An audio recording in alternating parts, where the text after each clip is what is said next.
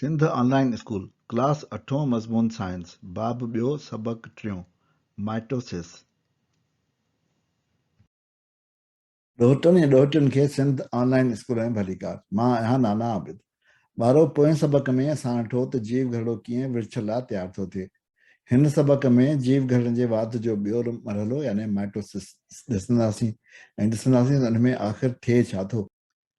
ॿारो जीव घरड़नि जे विर्छ जे सिलसिले में यानी सेल डिवीजन जे सिलसिले में असां पहिरियों मरहलो थी चुका आहियूं, जंहिंखे असां इंटरफेस या दाख़िली मरहलो चवंदा आहियूं। इन मरहले में असां ॾिठो त नओं ठहियल जीव घरड़ो जेको डॉटर सेल हो उहो वधी वॾो थिए थो ऐं विर्छ लाइ तयारु थिए थो, यानी सेल रेडी फॉर डिवीजन थी थो वञे। ॿारो हाणे असां ॾिसंदासीं त हिन खां अॻियां हिन में छा थो थिए वधियल जीव घरड़े में। जीव घरड़े में असां ॾिठो त क्रोमोटिन जेके आहिनि उहे पाण में विचड़नि था, विकिरजनि था, ॻूढ़ा था थियनि ऐं इहे पाण में जोड़ियूं था ठाहिनि। इनखे असां प्रोफेज़ चवंदा आहियूं। प्रोफेज़ जेको आहे उहो आहे। उन खां पोइ असां ॾिठो त जेको आहे सेंट्रोसोम जेके आहिनि उहे असांजा ठहनि था, उन में जेको आहे वाध थिए थी, उहे हुन मां जेके ट्यूबुल्स आहिनि उहे वधनि पिया था। इनखे असां प्रोमेटाफेज़ चवंदा आहियूं। इन में अॻियों फेज़ बि शुरू थींदो आहे, इहे ॿई फेज़ मिक्स थींदा आहिनि। सो इहे वधनि पिया था ऐं उन खां पोइ असांजो जेके पर्दो हो उहो ग़ाइबु थी वियो। जेके माइक्रो ट्यूबुल्स ठहनि था हिननि में सेंट्रोसोम्स जेको आहे उहो हिकु ॿिए जे आम्हूं साम्हूं अची था वञनि ऐं उहे जेको आहे हिन जो तंतू वधणु शुरू थियूं थियनि ऐं उहे क्रोमेटिड खे जेका आहे पाण में ॻंढे था छॾनि। सो इहो असांजो थींदो ॿियो मरहलो, जेको असां प्रोफेज़ जे नाले सां चवंदा आहियूं। असां विर्छ जे पहिरें मरहले में ॾिठो त क्रोमोटिन गॾु थी ॻुड़ा थी क्रोमोसोम्स जूं जोड़ियूं ठाहिनि था ऐं जोड़ीअ जे हर हिसे खे असां क्रोमाटिड चवंदा आहियूं। उन खां पोइ सेंट्रोसोम मां तंतू निकिरनि थियूं जिन खे असां माइक्रो ट्यूबुल चवंदा आहियूं ऐं उन खां पोइ छा थो थिए, जो जेके सेंट्रोसोम्स आहिनि उहे हिकु ॿिए जे आम्हूं साम्हूं अची था वञनि ऐं वधनि था उहे हिन ताईं क्रोमाटिड ताईं। इन खे असां प्रोफेज़ चवंदा आहियूं। उन में थोरो हिसो जेको असां विडियो वठो उन में अॻियों हिसो बची वियो आहे जंहिंखे असां प्रोमेटाफेज़ चवंदा आहियूं। सो ही ॿ जेके मरहला ॾिठा उहे असांजा हुआ प्रोफेज़ मरहले जा ॿ अमल हुआ। उन खां पोइ अॻियां जेके असां ॾिसंदासीं उहे आहिनि प्रोमेटाफेज़ जा, जंहिंमें अॻियों मरहलो मेटाफेज़ शुरू थो थी वञे। सो इन में मर्कज़ जो पर्दो ख़तमु थो थी वञे। माइक्रो ट्यूबुल्स जेके आहिनि उहे विकोड़ींदड़ रेशे यानी स्पिंडल फाइबर में तब्दील थियनि था ऐं सेंट्रोसोम घरड़े जे छेड़नि ते वञी कुतब ठाहिनि था, यानी हिकु ॿिए जे आम्हूं साम्हूं वञनि था। उन खां पोइ उहे वधी ऐं असांजे क्रोमेटिड ताईं पहुचनि था। हिन खे असां प्रोमेटाफेज़ चवंदा आहियूं। इन खां पोइ जेके स्पिंडल फाइबर्स असांजे क्रोमेटिड ताईं आया उन असांजे हिननि खे क्रोमोसोम खे छिके ऐं हिकिड़े सिधी लीक में खणी आया। इन खे असां मेटाफेज़ चवंदा आहियूं। सिधी लीक में अची विया, इन खे असां प्लेट चवंदा आहियूं। स्पिंडल फाइबर ॾिसो त वधनि पिया था ऐं उहे क्रोमोसोम्स ताईं वञनि पिया था। सो इहो जेको ॿियो मरहलो आहे इन खे असां मेटाफेज़ चवंदा आहियूं। विर्छ जो ॿियो मरहलो जेको आहे उन में विकोड़ींदड़ रेशा यानी स्पिंडल फाइबर क्रोमोसोम्स खे विकोड़े था छॾनि ऐं विकोड़ींदड़ रेशा स्पिंडल फाइबर्स क्रोमोसोम्स खे छिके हिकिड़ी सिधी लीक में ॿिहारनि था। इन मरहले खे असां मेटाफेज़ चवंदा आहियूं ऐं सिधी लीक में आयल क्रोमोसोम्स खे मेटाफेज़ प्लेट चवंदा आहियूं। जेके सिधी लीक में अची विया उनखे असां मेटाफेज़ प्लेट चवंदासीं।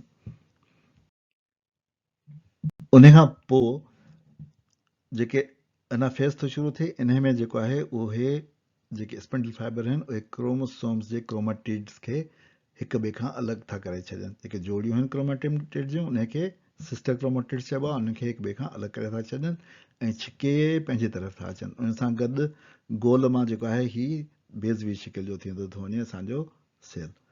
इहो असांजो जेको आहे उहो मरहलो आहे जंहिंखे असां एनाफेज़ चवंदा आहियूं। सो टे मरहले में हर सेंट्रोसोम सिधी लीक में आयल क्रोमोसोम्स जे हिक हिक क्रोमेटिड खे पाण ॾे छिके थो ऐं विकोड़ींदड़ रेशा यानी स्पिंडल फाइबर क्रोमेटिड खे धार करे क्रोमोसोम्स खे भञे छॾनि था ऐं जीव घरड़ो छिकजी गोल मां बेज़वी थी वञे थो। इन खे असां एनाफेज़ चवंदा आहियूं। सो उन खां पोइ छा थो थिए उहो हाणे ॾिसंदासीं। उन खां पोइ जेको आहे उहो बेज़वी शिकिल में थोरो वधंदो थो वञे अञा ऐं जेको आहे उहे क्रोमेटिड्स खे पंहिंजो पाण ॾे सेंट्रोल छिकंदा था वञनि ऐं उन खां पोइ स्पिंडल फाइबर जेको आहे उहो ॻरंदा था वञनि, उहे ख़तमु था थी वञनि ऐं सेंट्रोसोम जेके आहिनि उहे थोरो परे था थी वञनि। क्रोमाटिड्स जेके आहिनि उहे वरी क्रोमाटिन में तब्दील था थी वञनि सननि तारनि में, उनजे मथां वरी जेको आहे हिकिड़ो परदो अची थो वञे ऐं न्यूक्लियोलस ठही थो वञे।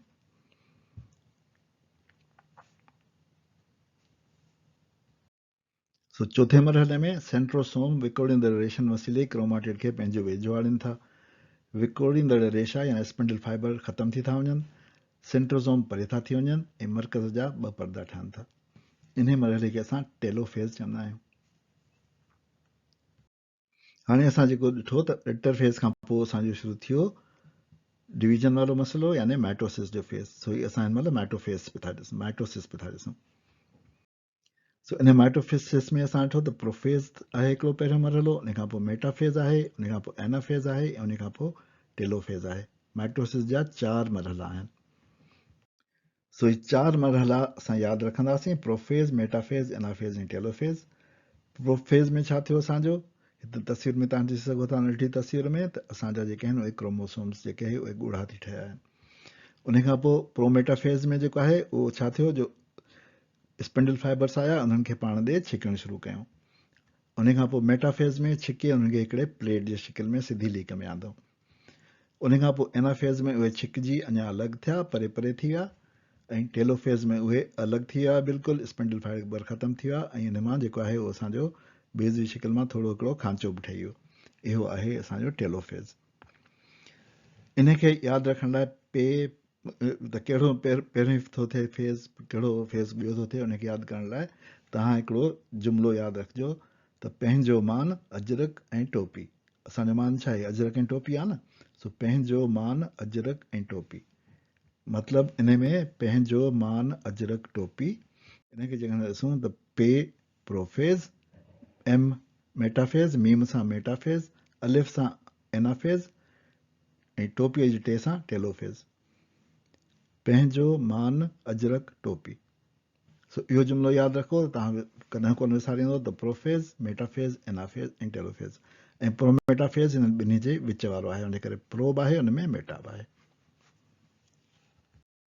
हलो, इन ते असां पंहिंजे अॼोके सबक़ जी पिलाणी था कयूं। नाना आबिद खे हाणे इजाज़त ॾियो, वरी ॿिए सबक़ में मिलंदासीं। ख़ुदा हाफ़िज़।